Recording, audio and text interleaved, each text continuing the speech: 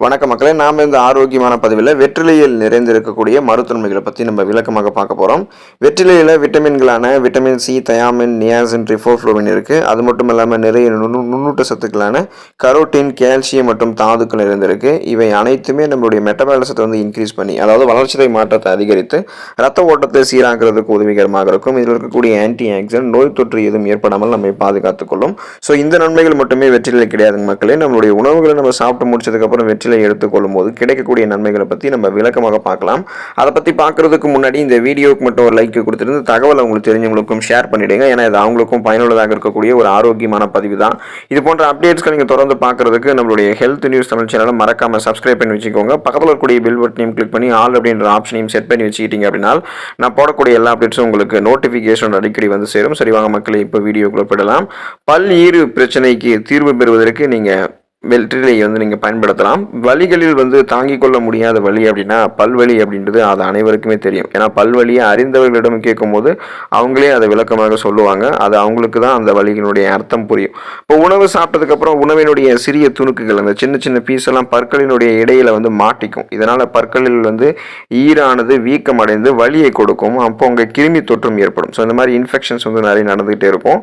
இப்போ வலியும் நமக்கு இருக்கும் இன்ஃபெக்ஷன்ஸ் ஏற்படும் போது. ஸோ இந்த வலிக்கு நிவாரணமானது வெற்றிலை தான். வெற்றிலையை நம்ம நல்லா மென்று சாப்பிடும்போது அதனுடைய சாறுகள் ஈறுகளில் படும்போது பற்களினுடைய ஈறுகள் சார்ந்த பிரச்சனைகள், அதில் வந்து வீக்கம் ஏற்படுவது, இரத்த கசிவு ஏற்படுவது, அதன் மூலமாக பல் சொத்தை ஏற்படுவது, பல் கூச்சம், இந்த மாதிரி தொடர்ந்து இந்த மாதிரி பிரச்சனைகள் வந்து நம்ம உடனடியாக நிவாரணம் பெறலாம். வாயு சுகாதாரம் முறையான அளவில் நமக்கு பராமரிக்கப்படுவதற்கு வெற்றிலை உதவிகரமாக இருக்கும்.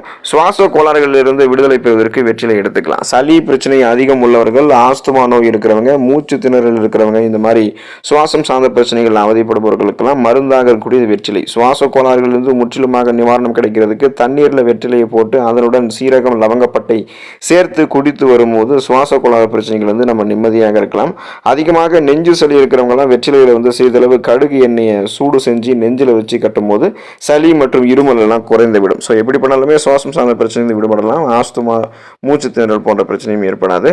தொற்று நோய் குணமாகுவதற்கு வெற்றிலை வந்து பயன்படுத்தலாம். தொற்று நோயால் அவதிப்படுபவர்கள் வெற்றிலை சாற்றினை குடித்து வரும்போது உடலில் இருக்கக்கூடிய நோய் கிருமிகள் அனைத்தும் நீங்கும். மேலும் புண்கள், அடிப்பட்ட காயத்தின் மீது வெற்றிலையினுடைய சாறினை நம்ம போட்டு வரும்போது புண்கள் இருக்கக்கூடிய கிருமிகள், வலி மற்றும் காயத்தினுடைய எரிச்சலை நமக்கு வந்து குறைய ஆரம்பிக்கும். ஸோ இன்ஃபெக்ஷன்ஸ் எதுவுமே வந்து நமக்கு குறிப்பாக ஏற்படாது அப்படின்றதான் உண்மை. அதாவது நமக்கு இருக்கக்கூடிய சாதாரணமான நோய்களுமே குணப்படுத்தப்படும். சீசனாக புதுசாக அட்டாக் ஆகக்கூடிய பாக்டீரியா, வைரஸ் போன்ற தொற்று வியாதிகளும் வராமல் தடுக்கப்படும்.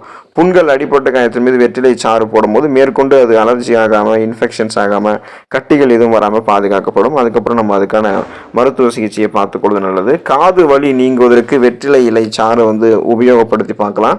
சிலருக்கெல்லாம் மழை காலங்களில் சளி பிரச்சனை காரணமாக காது பகுதியில் வலி அதிகமாக ஏற்படும். குறிப்பாக சிறிய குழந்தைகளுக்கு வந்து காது வலி மற்றும் காதில் குடைச்சல், இந்த மாதிரி பல தொந்தரவுகள் வந்து குழந்தைகள்லாம் அழ ஆரம்பிச்சிருவாங்க.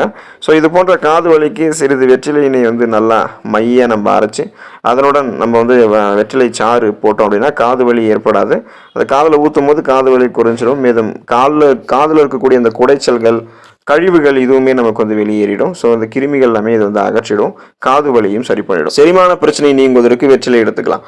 உணவுகளை சாப்பிட்டு முடிச்சதுக்கு அப்புறம் நம்ம வெற்றிலை எடுத்துக்கொள்ளும் போது தேவையில்லாத அந்த ஏப்பம், நம்ம உண்ட உணவு வந்து செரிக்காமல் இருக்கிறது, இந்த மாதிரி பிரச்சனை எல்லாத்தையுமே வெற்றிலை வந்து நமக்கு சரி பண்ணிடும். நம்ம உணவுகளை சாப்பிட்டதுக்கப்புறம் வெற்றிலை சாப்பிடும் போது அந்த உணவுகள் செரிமானமாகும். இயல்பான அளவில் செரிமானமாகும். எந்த விதமான செரிமானம் சார்ந்த பிரச்சனையுமே இருக்காது.